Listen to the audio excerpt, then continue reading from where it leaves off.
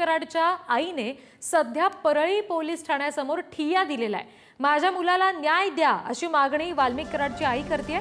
खंडणीचे आरोप वाल्मिक कराडवर अन्यायकारक आहेत असं देखील वाल्मिक कराड याच्या आईने प्रतिक्रिया देताना म्हटलेलं आहे।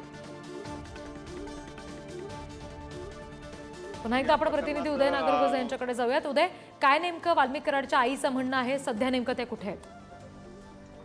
नक्कीच या प्रकरणात जर आपण बघितलं तर वाल्मिक कराड यांच्या आई सकाळपासून या पोलीस ठाण्याच्या समोर ठिय्या देऊन आंदोलन करतायत।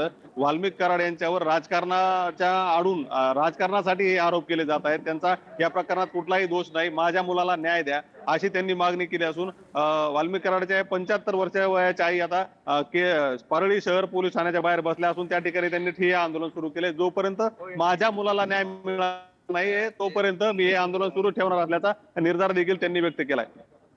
जी, निश्चित। धन्यवाद उदय दिलेल्या माहितीसाठी।